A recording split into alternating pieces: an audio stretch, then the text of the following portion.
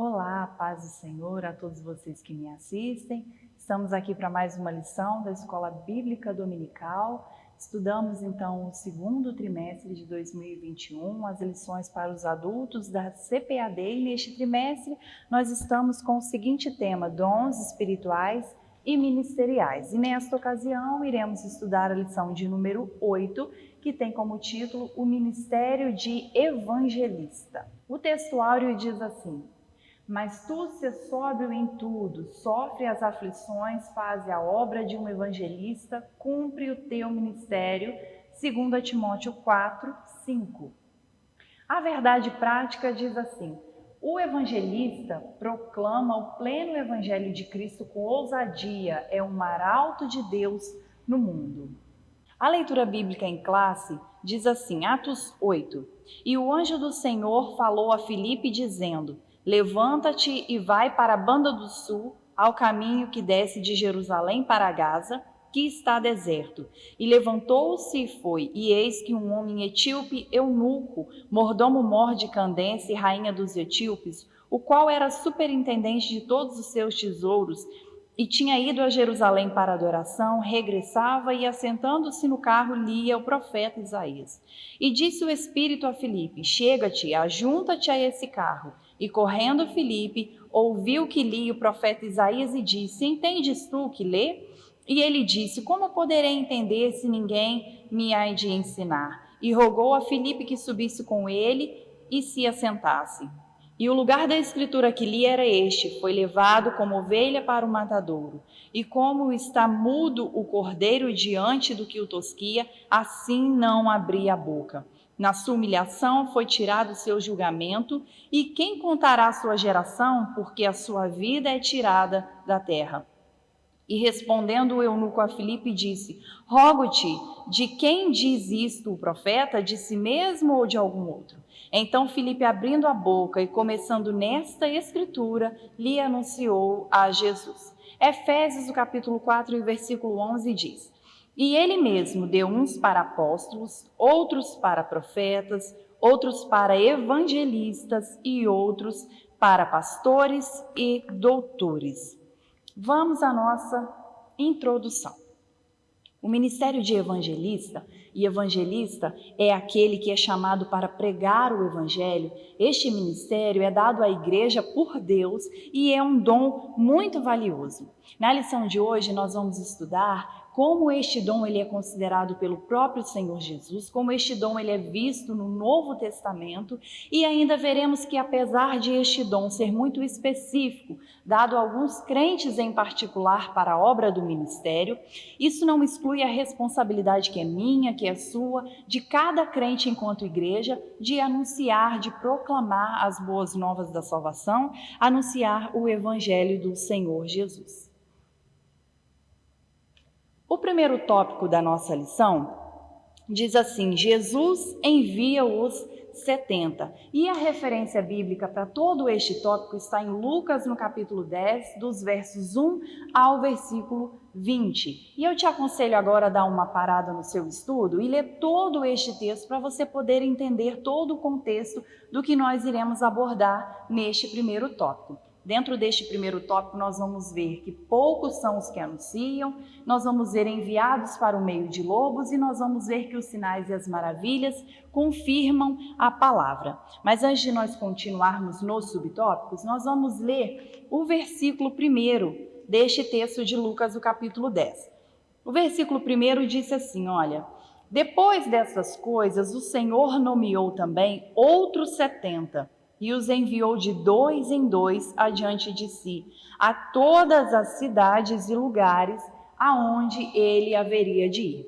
Vamos entender então este versículo parte por parte. O Senhor Jesus, ele envia outros 70.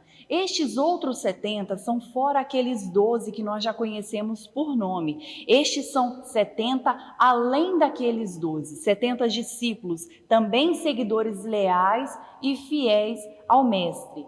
E aqui nós podemos entender que nem todos os seguidores de Jesus, nem todos os seus discípulos fiéis e leais são conhecidos por nome. Na verdade, este texto de que nós tomamos conhecimento no Evangelho de Lucas, apenas o Evangelho de Lucas nos diz a respeito deste envio dos 70 pelo Senhor Jesus. E em nenhum momento é dito nenhum dos nomes destes 70. Então, isso nos faz entender que nem sempre o discípulo, o seguidor de Jesus, aquele que é chamado para anunciar as boas novas, ele vai ser nomeado, ele vai ser conhecido, não é? Mas o que importa é que o dono da obra, que o Senhor Jesus, aquele que me chamou, aquele que te chamou, ele te conhece, ele me conhece. E nós estamos trabalhando para o seu reino, não para ser reconhecido, mas quando ele nos chamar, quando ele requisitar o nosso trabalho, nós dizermos: eis-me aqui. Então o Senhor, ele envia os 70, e outra coisa que é interessante, ele envia de 2 em 2. Isso fala de ajuda mútua, isso fala de encorajamento, não é? Porque nós não trabalhamos sozinhos, nós não anunciamos a palavra do Senhor sozinhos, nós não fazemos quaisquer obra para o reino do Senhor sozinhos, isolados, não é? Nós somos um corpo e nós estamos vendo isso ao decorrer de todo este trimestre. Nós somos um só corpo e a cabeça que é Cristo. Então, enquanto corpo e um único corpo, nós temos que trabalhar unidos, em conjuntos. Eu preciso de você, você precisa de mim, e nós somos guiados por uma única cabeça que é Cristo, e isso para o crescimento do reino de Deus. Uma outra consideração que também é importante dizer é que o Senhor Jesus, ele envia estes outros 70 de 2 em 2 e ele os envia a todas as cidades que o próprio Senhor Jesus ainda haveria de passar. E isso por quê? Porque estes 70, então, eles são chamados para ir preparar o caminho para o Senhor, preparar os corações para a chegada do Senhor Jesus. Aqui nós entendemos que eu e você somos chamados a anunciar a palavra. E tão logo anunciamos esta palavra, o Senhor Jesus, ele vem na pessoa do Espírito Santo e completa a obra, dá continuidade ou término desta obra que é a salvação do perdido. Fazendo essas considerações do versículo 1, nós podemos seguir para o primeiro subtópico, que diz assim: são poucos os que anunciam. E este primeiro subtópico, ele está embasado no versículo 2 do texto de Lucas, capítulo 10. E o versículo 2 diz assim: portanto lhes dizia, a colheita verdadeiramente é grande, mas poucos são os trabalhadores. Orai, pois, ao Senhor da colheita, que envie trabalhadores para a sua colheita. Por que é que o Senhor Jesus, ele vai dizer assim que são poucos os que anunciam? Porque de fato a seara é grande, mas poucos são os que anunciam. A seara vai ser representada pelo mundo, vai representar o mundo, não é? E grande é o número daqueles que ainda não conhecem, que ainda não tiveram o acesso ou ainda não aceitaram o evangelho do reino de Deus, não é?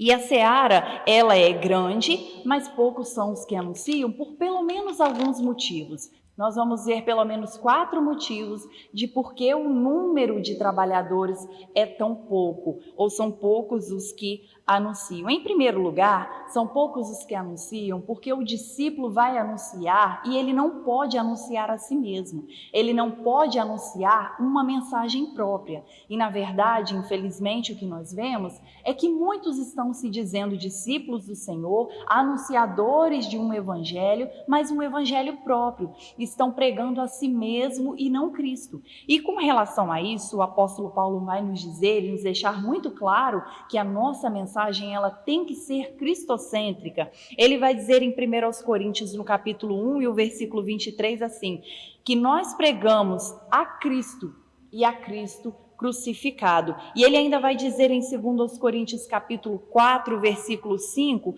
porque nós não pregamos a nós mesmos, mas pregamos a Jesus Cristo, o Senhor. Então a mensagem, ela tem que ser Cristo. O discípulo, ele não pode, o anunciador deste evangelho não pode anunciar a si mesmo, ele não tem uma mensagem própria.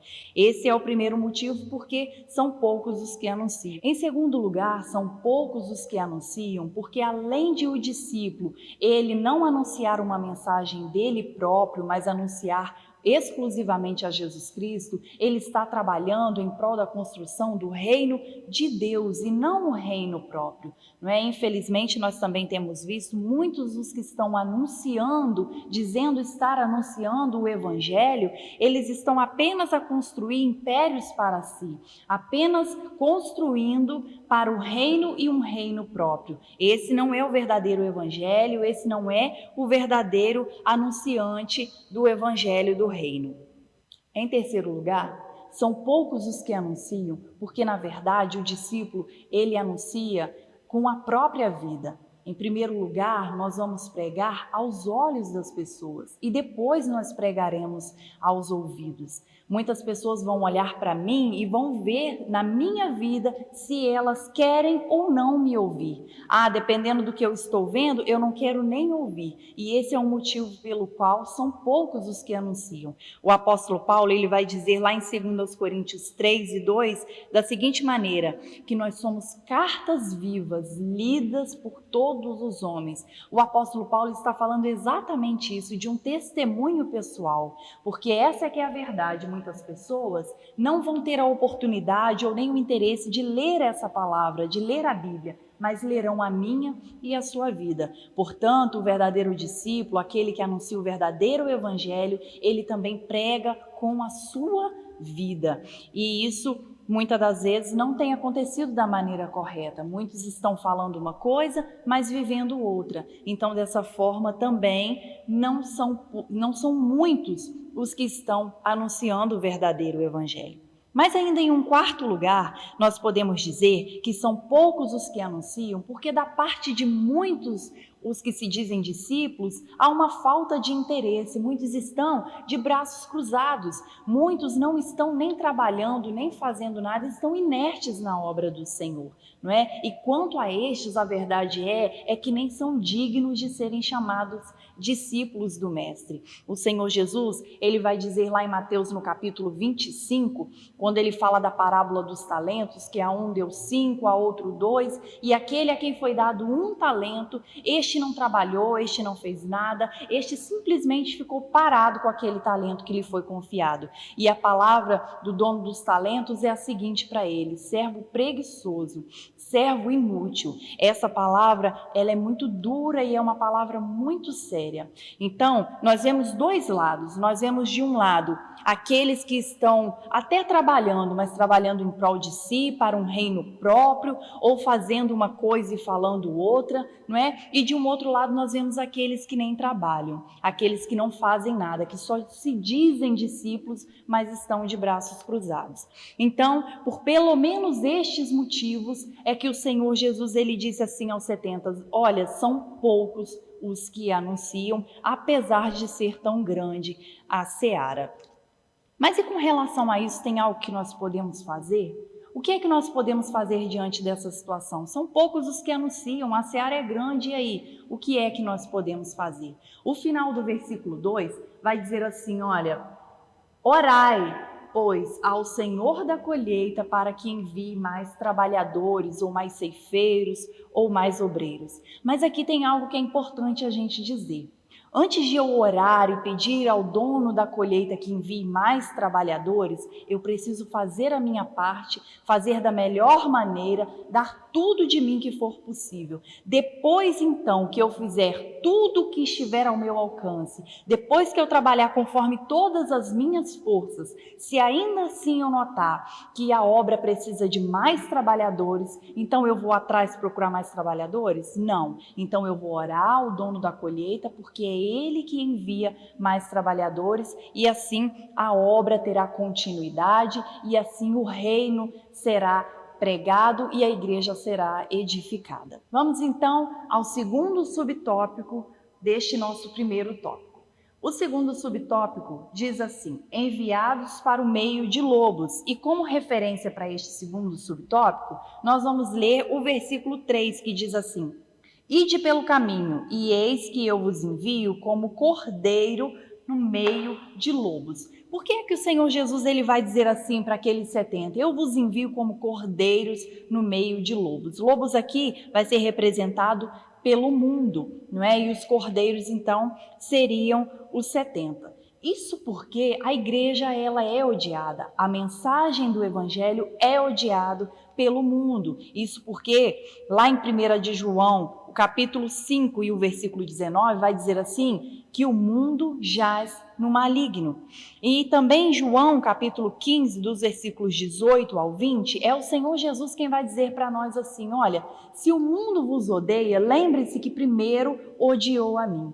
Ele vai dizer assim, olha, o mundo vos amaria se vocês fossem do mundo, mas como vocês não são do mundo, por isso então o mundo vos odeia. Assim como me perseguiram, disse Jesus, assim também perseguirão a vós. Portanto, a igreja, ela tem uma mensagem que é odiada pelo mundo e, portanto, a igreja também é odiada pelo mundo. O apóstolo Paulo, ele diz assim lá em 1 Timóteo 3, e o versículo 12, todos aqueles que desejam viver uma vida de piedade em Cristo sofrerão por perseguições. Então, se você está anunciando o evangelho verdadeiro, o evangelho do rei, você será odiado, a mensagem será odiada. E isso aconteceu desde os primórdios da igreja, desde lá da igreja primitiva. Estevão foi o primeiro mártir, está registrado em Atos no capítulo 6, não é? E depois dele muitos outros foram perseguidos, muitos foram ameaçados de morte, muitos morreram por amor à causa do evangelho. E enquanto a igreja estiver nesta terra, será desta forma, a igreja será odiada, a nossa mensagem será odiada. Mas glória a Deus que mesmo diante de morte a igreja não tem se calado, que mesmo com mortes, com açoites, perseguição, o evangelho ele tem crescido, o evangelho ele tem triunfado, porque nós pregamos a um Cristo, porque nós estamos trabalhando para um rei e nós teremos a recompensa naquele grande dia. O terceiro subtópico diz assim, os sinais e as maravilhas confirmam a palavra. E aqui nós temos como referência o versículo 9, versículo 17 e o versículo 20 do texto de Lucas 10.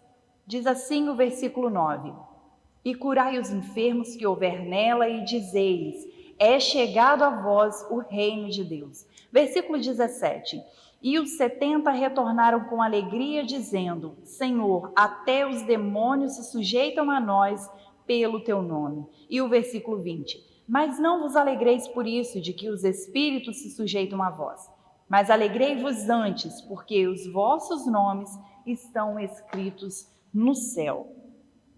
Então, os sinais e as maravilhas confirmam a palavra. O Senhor, ele deu poder àqueles 70, poder em nome de Jesus, para que eles pudessem então pregar o evangelho. Estes sinais e estas maravilhas se fizeram presente no mistério terreno do Senhor Jesus. E por que fizeram presente? Se fizeram presente no ministério do Senhor Jesus? Em primeiro lugar, porque o Senhor Jesus, ele amava as pessoas. Lá em Mateus, nos diz assim, que o Senhor, ele movido de íntima compaixão. E aqui nós abrimos um parênteses para dizer que aquele que anuncia o evangelho, aquele que prega a palavra, em primeiro lugar, ele precisa amar as vidas, ele precisa também ser movido de íntima compaixão.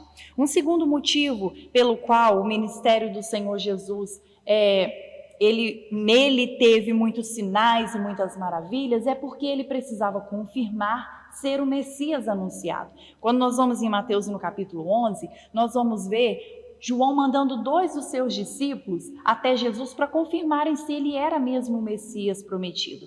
E aí, quando eles chegam e perguntam para Jesus, qual é a resposta de Jesus? Jesus diz assim, olha, dizei para João, os cegos enxergam, os coxos andam, os leprosos são purificados, os mortos ressuscitam e aos pobres é anunciado o evangelho. O Senhor Jesus estava dizendo, olha para os sinais, olha para as maravilhas, eles confirmam que eu sou o verdadeiro Messias. E aí quando o Senhor Jesus ele vai comissionar os seus, ele vai dizer assim, olha, os sinais seguirão aos que creem. Então é fato que os sinais e as maravilhas, eles devem seguir aqueles que anunciam a palavra, isso para confirmar a palavra. Mas esse não deve ser o motivo de nossa maior alegria. No versículo 20, o Senhor Jesus ele vai dizer assim para aqueles 70, quando eles voltaram alegres: olha, Senhor, até os espíritos se sujeitam a nós no teu nome. E ele fala assim: olha, mas não se alegrem em primeiro lugar por isso. Essa não deve ser a maior alegria de vocês. Os sinais nos alegram? Sim, com certeza, mas não deve ser o motivo de nossa maior alegria, porque a nossa maior alegria deve ser em saber que o nosso nome está escrito no livro da vida. Glória a Deus. O maior milagre de todos ainda é a transformação. É um homem que está vindo lá do mundo, todo cheio de pecado, e ele vem, conhece o Evangelho, e ele tem a vida transformada e o seu nome escrito no livro da vida do Cordeiro. Esse é o motivo de nossa maior alegria. Vamos ao segundo tópico da nossa lição. Neste segundo tópico, nós também temos 3 subtópicos. Nós vamos ver o alcance da grande comissão, nós vamos ver o mundo está dividido em 2 grupos e nós vamos ver a grande comissão hoje. Em primeiro lugar, o alcance da grande comissão. E aqui nós precisamos ler como referência para este tópico Mateus capítulo 28, os versículos 19 e 20, que diz assim: portanto, ide, ensinai a todas as nações, batizando-as em nome do Pai, do Filho e do Espírito Santo, ensinando-as a observar todas as coisas que eu vos tenho mandado. E eis que eu estou convosco sempre até a consumação dos séculos. Amém. Então essa é a grande comissão. E a grande comissão é uma ordem do Senhor Jesus para cada um de nós. E além dessa grande comissão, nós também temos um grande mandamento, que é o amor, não é? Lá em Mateus, no capítulo 22, nós vamos ver um mestre da lei perguntando assim para Jesus: qual é o grande mandamento? E o Senhor Jesus vai dizer assim para ele: olha, o primeiro grande mandamento é amar a Deus sobre todas as coisas. E o segundo grande mandamento, semelhante a esse, é amar o próximo como a si mesmo. Então, o grande mandamento é o amor. E quando nós conseguimos cumprir este primeiro grande mandamento e este segundo semelhante a ele, ou seja, quando nós cumprimos o amor, aí então nós podemos cumprir a grande comissão. Sem o amor, sem cumprir o amor, sem cumprir este grande mandamento, nós não conseguiremos cumprir a grande comissão ou o ide do Senhor. Portanto, a grande comissão é uma ordem do Senhor Jesus para cada um de nós. O apóstolo Paulo, ele entendia e cumpria essa ordem. Olha o que ele diz lá em 1 Coríntios, no capítulo 9, 16. Ele diz assim: ai de mim se eu não pregar. Então nós precisamos pregar, nós precisamos cumprir com esta ordem, precisamos obedecer a essa grande comissão. E aqui nós já precisamos entender uma coisa: existe uma chamada geral e existe uma chamada específica. Uma chamada específica para o dom ministerial de evangelista, e isso nós vamos ver ainda no terceiro tópico. Mas esta chamada geral é o cumprir essa grande comissão. E essa chamada geral, ela abrange a todo crente salvo na pessoa do Senhor Jesus, que é pregar o evangelho, anunciar as boas novas ao mundo perdido. O segundo subtópico diz assim: o mundo está dividido em 2 grupos. E aqui nós vamos ler como referência Marcos capítulo 16, versículo também 16. Marcos 16, 16 diz assim: quem crer e for batizado será salvo, mas quem não crer será condenado. Portanto, aqui estão os 2 grupos que existem no mundo. Aquele grupo que crê e o grupo que não crê. Estes são os 2 grupos. Romanos, no capítulo 3, o versículo 23, vai dizer assim que todos pecaram e destituídos estão da glória de Deus. Romanos 6, 23 vai dizer assim que o salário do pecado é a morte, mas o dom gratuito de Deus é a vida eterna em Cristo Jesus. Glória a Deus. Então, nós vemos aqui que tem uma solução para o pecado. Há uma solução para a perdição, e a solução é a graça de Deus. E o bom é saber que João 3,16 vai dizer assim, que Deus ele amou o mundo inteiro, portanto tem graça suficiente para todo aquele que crê. O Senhor, Ele amou o mundo inteiro e deu o seu Filho unigênito, para que todo aquele que nele crê não pereça, mas tenha a vida eterna.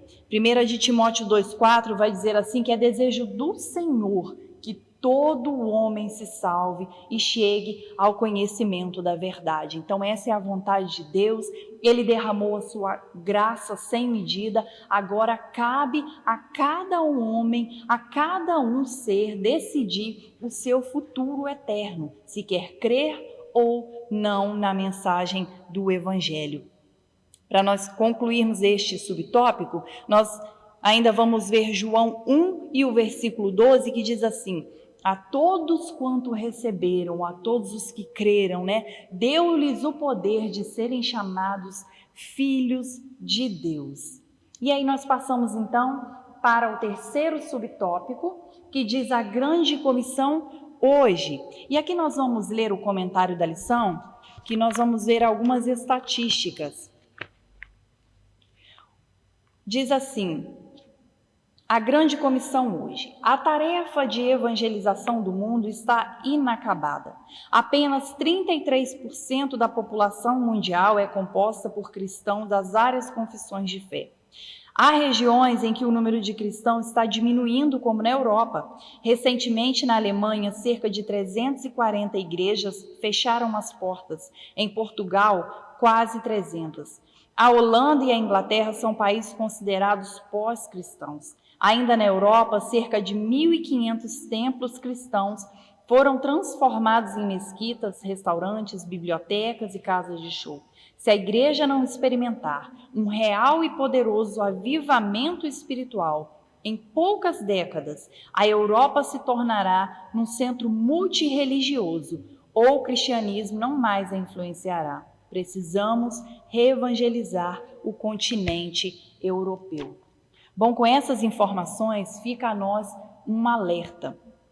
E o alerta é que mesmo que eu e você não tenhamos um chamado específico, não tenhamos recebido este ministério de evangelista, nós não possamos então ir a estes lugares, nós temos uma responsabilidade, não podemos fugir dela, que é pregar o evangelho da maneira que nos for possível. Eu não posso ir, mas eu posso me ajoelhar, eu posso orar, eu posso contribuir de alguma maneira, Eu posso fazer a minha parte conforme me é possível. A gente precisa entender que a eternidade ela é uma realidade. E, infelizmente, muitos estão indo se encontrar na eternidade sem Cristo. Muitos estão indo viver uma eternidade afastados do Senhor. E é minha e é sua responsabilidade fazer aquilo que nos cabe, fazer aquilo que nos é possível, para que mais vidas, para que almas se rendam aos pés do Senhor e cheguem ao conhecimento da verdade. Esse é o dever de cada crente, de cada servo do Senhor. E agora nós chegamos ao terceiro e último tópico da nossa lição, que diz o dom ministerial de evangelista. Dentro desse tópico nós vamos ver o conceito de evangelista, o papel do evangelista e a finalidade do ministério de evangelista. Quanto ao conceito de evangelista, e aqui nós estamos falando então do dom ou da chamada específica, O evangelista é aquele que ele é chamado a pregar o evangelho, mas diferente daquele que tem a chamada geral, O evangelista, aquele que recebeu o dom ministerial, arde dentro do peito dele, arde no seu coração uma paixão por ganhar almas, uma paixão por pregar o evangelho, por anunciar as boas novas. É uma vocação, é um chamado, é algo muito específico que o Espírito Santo o direcionou, colocou no seu coração e ele trabalha em favor daquilo. O segundo subtópico diz o papel do evangelista. Bom, o evangelista, ele é um pregador por excelência e através da sua mensagem as vidas são tocadas, vidas são alcançadas e chegam até o conhecimento da verdade. Alguns evangelistas, eles serão plantadores de igrejas, À medida que eles vão pregando o evangelho, vidas vão se rendendo e ali acaba que se funda uma igreja. Mas aqui é importante a gente dizer que se este evangelista ele também não tiver junto de si o dom ministerial de pastoreio, é preciso vir um outro agora com um dom específico de pastor, que nós vamos estudar em lições posteriores, para dar continuidade àquela obra, para dar prosseguimento àquela obra. E por que é importante a gente falar isso? Porque é importante a gente saber que cada um precisa ficar na vocação daquilo que foi chamado. É claro que uma só pessoa, ela pode ter o dom ministerial de evangelista e o dom ministerial de pastoreio, né? E quantos outros o Senhor quiser dar. Mas cada um precisa ficar na vocação com o que foi chamado, desempenhando o seu chamado específico e desempenhando com amor, com dedicação, com tudo aquilo que lhe for possível fazer. O terceiro subtópico diz assim: a finalidade do ministério de evangelista. Quanto à finalidade do ministério, tem a mesma finalidade do ministério de profeta, do ministério de apóstolo que nós já estudamos. E a finalidade é a edificação do corpo de Cristo, conforme Efésios no capítulo 2, não é? Por isso, o ministério do evangelista, ele precisa estar fundado ou fundamentado única e exclusivamente em Cristo, não é? Uma consideração importante a se fazer também é que o ministério de evangelista ou o evangelista, ele precisa estar sensível à voz do Espírito Santo. Ele precisa também obedecer à voz ou o chamado do Senhor, não é? E neste sentido, nós vamos ver que ele precisa ser sensível e obediente quando é para pregar a um, quando é para pregar a uma multidão. E aqui nós vemos um exemplo muito claro do Senhor Jesus. Nós vamos ver o Senhor Jesus ensinando a multidões, mas nós vamos ver o Senhor Jesus dando valor a um homem, pregando para Nicodemos. Nós vamos ver o Senhor Jesus dando valor a uma mulher, pregando para a mulher samaritana, não é? E aí a lição nos traz o exemplo de Filipe. Filipe, ele pregava para multidões, mas ele também pregou para um homem, aquele homem etíope. Quando nós vamos na referência de Atos no capítulo 8, o versículo 6 e o versículo 30, nós vamos ver assim, versículo 6. E as multidões unanimemente prestavam atenção às coisas que Filipe falava, ouvindo e vendo os milagres que ele fazia.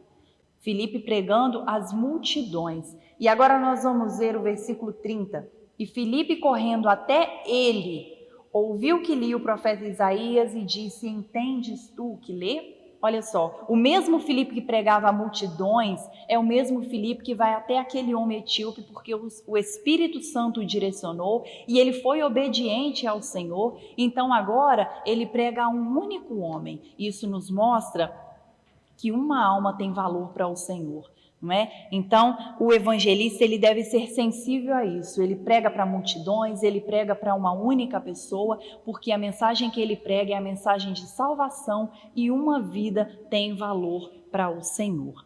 Outra coisa que é interessante dizer também, que o evangelista, ele precisa procurar a ter ou desenvolver suas habilidades com relação à palavra. Quando Filipe chega para o eunuco e ele fala assim, ele vê que ele está lendo o profeta Isaías, ele diz assim: você entende o que você lê? É claro que Filipe tinha que ter a resposta para aquela pergunta. Então aqui nós vemos que o evangelista, aquele que prega a palavra do Senhor, ele precisa estar habilitado na palavra, ele precisa conhecer a mensagem que ele está indo levar, não é? E a palavra vai nos dizer que Filipe começa por aquela escritura e a partir dali ele prega a Jesus para aquele etíope e ele é salvo. E assim nós chegamos à nossa conclusão. A conclusão diz assim, olha, o dom ministerial de evangelista é concedido por Deus a algumas pessoas conforme o propósito do Espírito Santo, para o fortalecimento e a edificação das igrejas locais. Isso, porém, não significa desobrigar os crentes individualmente do labor da evangelização. Todo seguidor de Cristo, isto é, todo aquele que se acha discípulo de Jesus, tem em sua caminhada cristã o firme compromisso de propagar a mensagem do Evangelho. E deste compromisso não se pode apartar um único milímetro. Que Deus levante mais evangelistas para a sua grande seara. E assim nós chegamos ao final de mais uma lição da Escola Bíblica Dominical. Quero te convidar a ser inscrito no canal. O canal da nossa igreja, ele tem o intuito de levar a palavra de Deus, de abençoar a sua vida. Fique à vontade a postar o seu comentário, sua sugestão, sua pergunta. Nós teremos prazer em te atender. Fiquem todos na paz e até uma próxima.